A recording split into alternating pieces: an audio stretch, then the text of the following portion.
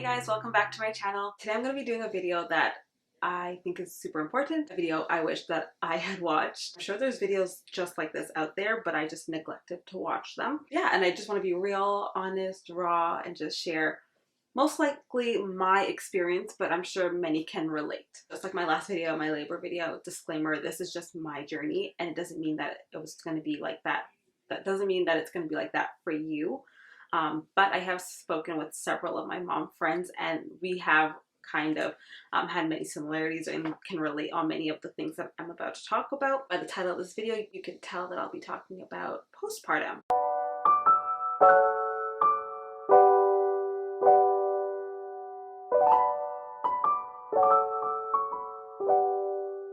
I really just watched videos on delivery, and so that was my whole focus. I just wanted to know what the whole delivery process was going to be like. And then I, had my baby, delivered my baby, and then I came home and I was like, oh, so things are getting real. Literally, once you have your baby, your life changes that second. Like once the baby is out and in the world, your life is no longer the way it was the second before the baby came out, literally. I just want to make this video informative, just to help other moms who are maybe expecting, and then just to also just be kind of transparent and comfort those who are maybe just had their baby and are feeling a little exhausted, frustrated, or alone. And so just to let you guys know that you're not alone, and that we all, or I did at least, go through this journey, and it does come to an end. It isn't always as exhausting or tiring or frustrating, but I'll get into all of that.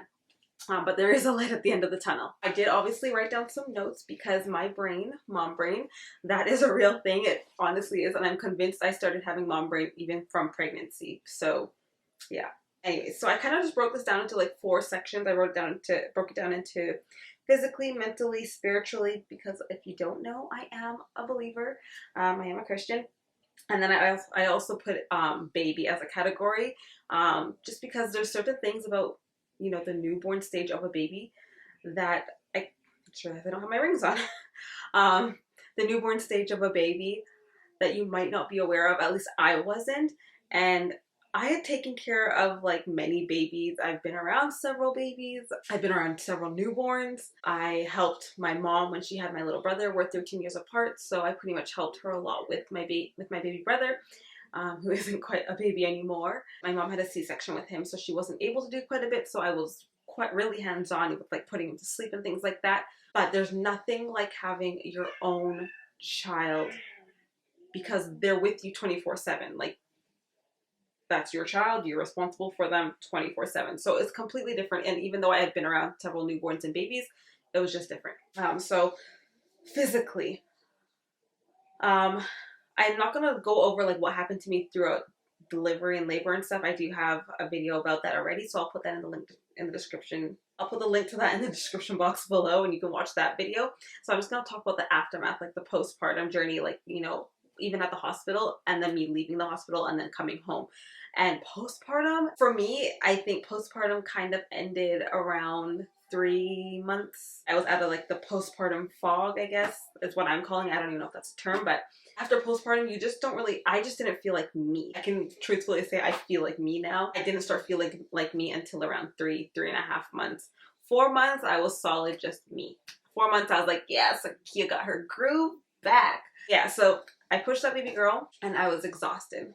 From that second, I was exhausted, because pushing out a child, literally, you feel like you just ran a triathlon, you just did a triathlon 4 times back to back. Your body is aching, every part of your body is aching for me, and you're just tired because that pushing is hard work. And so right off the bat, I was tired. And then it was evening time by the time I had my baby. And one thing I did not know about babies is day-night confusion. That was a whole new term to me. I had no clue what that was, and I didn't even know what it was until I started researching why the heck my baby is only awake during the nighttime and wants to sleep all day, because mama was tired. And I'm like, why won't my child sleep during the nighttime like everybody else and every other child that I see? And they just want to sleep during the day.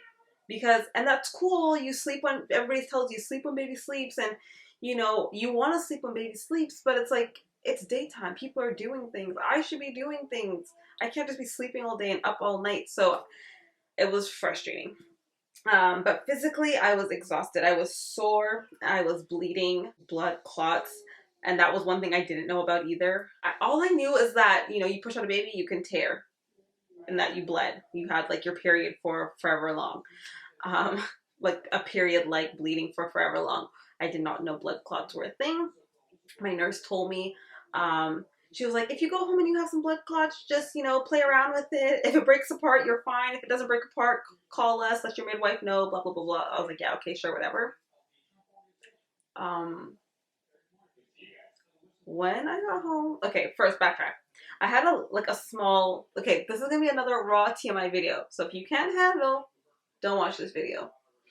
But when I was at the hospital, I did have like a quarter size. So in Canada, we have, do they have it? Do you guys call it a quarter in the States? I don't know. 25 cents. Anyways, it was like this big. Can you see? So yeah, like the size of like a quarter. I had a blood clot that size come out while I was at the hospital.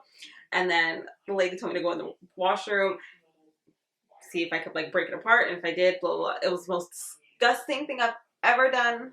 Ever. I don't even wear pads because I don't like to look at the blood. I'm a tampon wearer. I wear my tampon, I throw it away. Bye. And here I was digging through a blood clot. Anyways, she ended up having to look at it because I was like, I don't know what the heck I'm looking for. So I just realized I talk a lot with my hands. So anyways, nurse ended up looking at it. She said it was fine because it was breaking apart. And then I went home. And I don't know how many days later this was, but it was definitely after a week. So it was probably like day 9 or so. Yeah, day 9. Because my husband was only at home with me for the first week. My husband works night shifts. Actually, well, at the time he was working night shifts. Thank the Lord, he now has a day shift. But at the time he was working a night shift, and Mia was wide awake during the night. And so I was just holding her, and I had to go to the washroom. I know I'm not the only mom, but I brought my daughter to the washroom with me. I was just going to go pee, so I'm holding her because she's a tiny little. So I brought her to the washroom with me, holding her in one hand, wiping in the other hand, and then I get up, and I noticed when I was getting up, it was a little heavy, and I was like, what the heck? And so I looked down. I had a blood clot literally hanging, and it was like this big. It was like the size of a golf ball, and I was freaking out. So I called my husband. He told me to call my midwife. I called my midwife. My midwife said it was completely normal, and I was like, okay, sure, completely normal. So it was comforting to hear that it was normal, but still, I was freaking out because I was like, what the heck is this? So yeah, blood clots are a thing. One of my friends, she said she had a much larger one, and so that's also a thing. Shoot, my camera's about to die. Frick. Yeah, so blood clots are a thing. And then you just don't feel yourself. Especially me, I wasn't like lean, but I was small. I'm 5'2". I was 118 pounds. I'm small and curvy. And so, but I never had like fat. So after giving birth, you still look like you're pregnant for at least a week or so. But then after that time passes and your stomach goes down per se, not flat again, obviously. I'm still trying to work on that. But you're just squishy and your skin is just, you literally just feel like lard. I don't even know how to explain it, but yeah. So you just don't feel like yourself. You're swollen. Some people get swollen. I didn't get swollen. I was swollen. Yeah, I actually get swollen throughout pregnancy or afterwards. But I know many people who had were hooked up to like a IV and things like that, all that liquid being put into them, they do get swollen afterwards. I didn't. I just felt really unattractive. So like you're bleeding, you're exhausted, you're squishy, you just don't feel cute. That maybe lasted a good month and a half for me. Another thing, physically, I didn't have any issues really with breastfeeding. But that is a common thing that many people do have latch issues. Thankfully, baby girl, when we came out of the hospital, you know, maybe the first 1 or 2 times I had to like direct her, but after that she was good. Like homegirl knew the nipple, saw the nipple. She just went at and attacked it. I think the hardest part for me postpartum though was the mental aspect of it. And I think maybe because there's a physical aspect and a mental aspect of it going on at the same time, like not only do you just physically not feel like yourself, but you're mentally not yourself. I didn't get postpartum depression, but I definitely had the postpartum blues. And I would just cry for anything and everything. Like, I remember one night I was just laying in the bed with my husband, and I should have been sleeping because my little girl for the first month would only sleep for maybe an hour, and she would wake up every hour and she would stay awake for an hour. Sometimes she would only sleep for 15 minutes. Like, it was rough. And when I say rough, I mean rough. I will now do an update. I think I'll wait till she's 6 months. So she turns 5 months tomorrow. It still doesn't make sense to me how time has gone by so quickly, but she turns 5 months tomorrow. So I think at her 6 months, I will do like an update of the first 6 months of her life. And that way, like, you guys can be kind of all caught up. Yeah, I just remember I was laying in bed next to my husband and I was just looking at him and I just broke down crying. Why? I don't know. It probably could have been because I was jealous because he was sleeping. And also, I was just so in love. Like, when you see your spouse become a father, it's so attractive. So yeah, my emotions were just everywhere. I had like mood swings, and I just felt like because I had like worked with babies before, and like I handled and taken care of babies before, and like I just felt like I was failing at being a mother because I was like, why doesn't my child sleep? Because my daughter wasn't sleeping, I wasn't sleeping. And so I was exhausted, and when I'm exhausted, I'm cranky, I'm tired, so I wasn't able to enjoy that first month or so. I was more just taking it day by day, and I was just like, literally, it was all one big blur. Like, I was just doing what I gotta do. I just change her diaper, I feed her, but it wasn't like oh, my blissful newborn. Like, no, I'll be honest, it wasn't like that for me. And I really thought it was going to be, and I wish it was going to be. I wish it was, but it wasn't like that for me. And because it wasn't like that for me, I was like, what the heck? Like, I'm supposed to be like pro mom over here.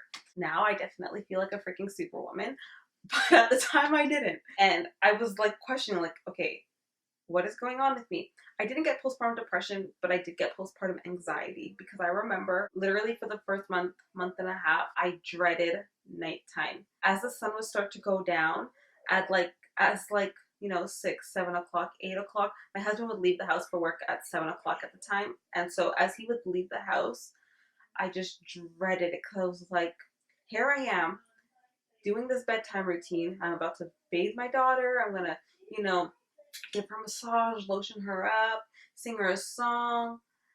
And I good and well know that she's not going to sleep. And that would like give me so much anxiety because I was like, I just never knew when I was going to sleep again.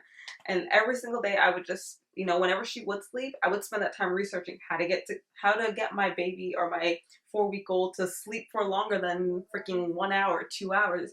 Like, all my friends were like, oh yeah, they wake up every 3 to 4 hours. Sometimes I have to wake my child up to eat. And I was like, I wish I had to do that. Like, my child was just, so yeah, I definitely had postpartum anxiety.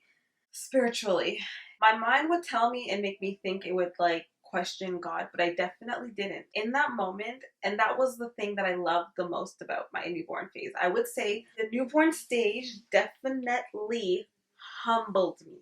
It humbled me like no other because I definitely had my ounce of pride that I definitely had, and I definitely think I inherited that from my family because I come from a family of strong, courageous women, Black women.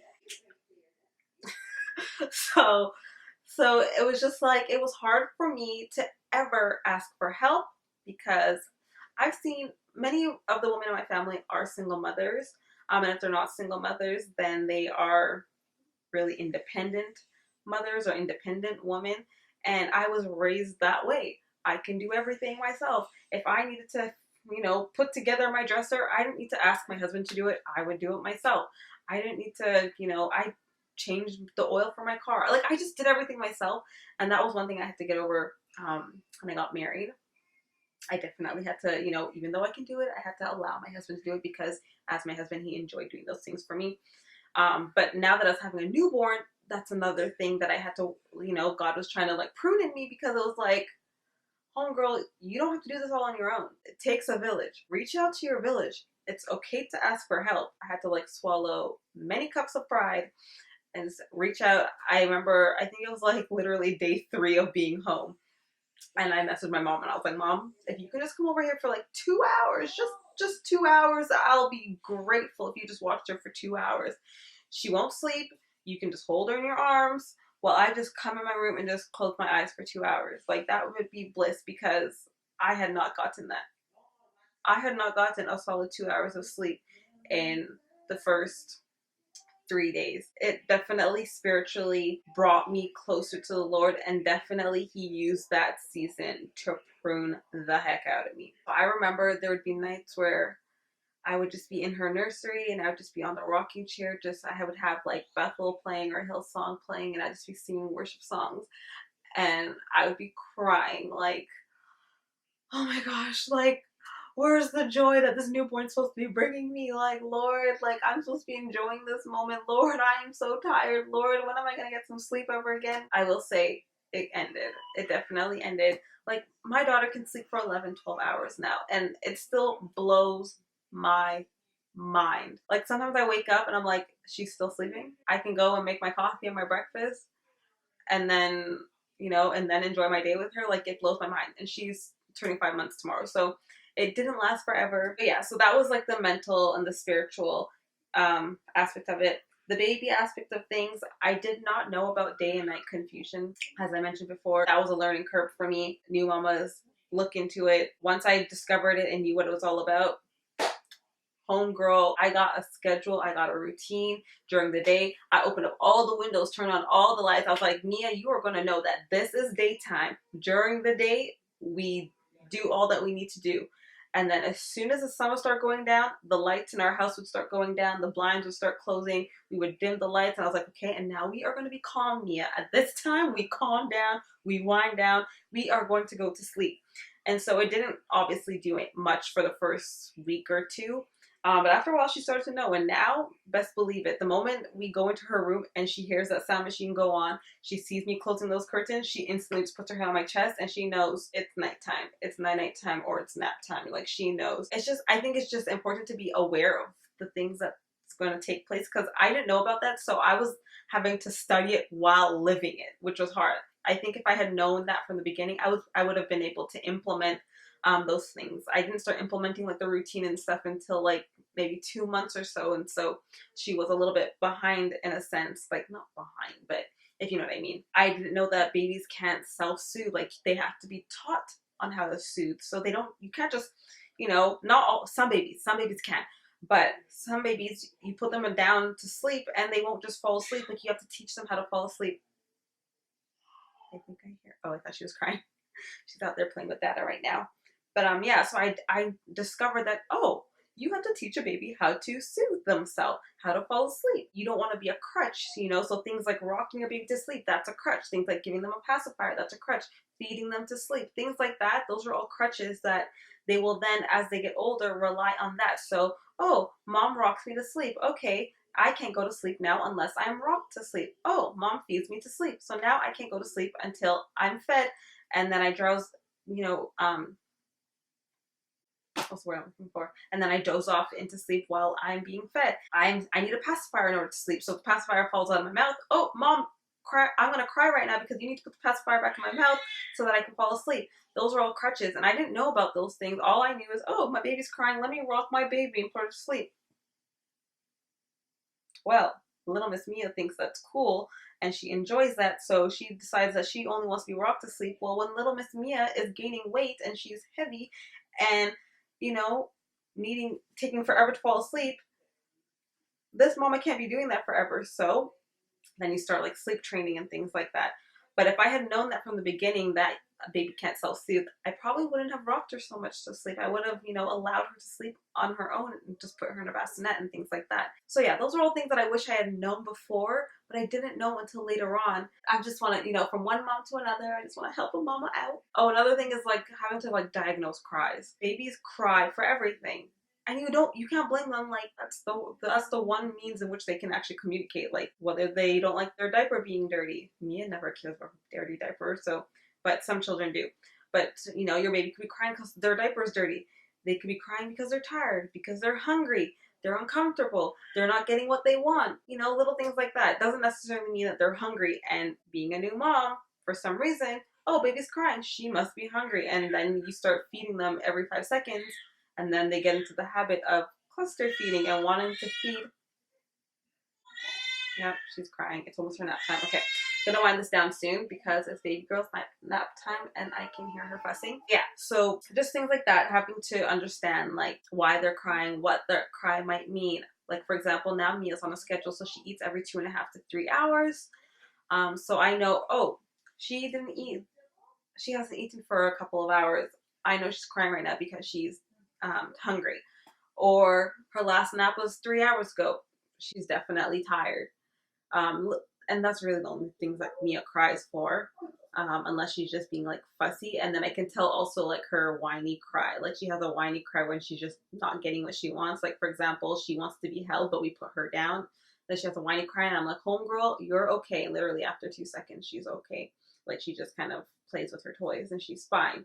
So yeah, just kind of figuring out why your baby's crying and figuring out, you can kind of hear different tones in their cries, and then you'll be able to understand clearly why they're crying and things like that. If you have any other questions, I'm gonna wrap it up here because my throat's starting to hurt. My baby needs a nap, and yeah. But if you have any other postpartum questions that you'd like me to answer in the comments below, I promise you I am an open book. Ask me anything and I will answer, I promise. A few little things I just wanted to share in regards to postpartum that now that I'm 5 months at postpartum. When do you stop counting postpartum? Like, do you say I'm 18 months postpartum? Like, what the heck?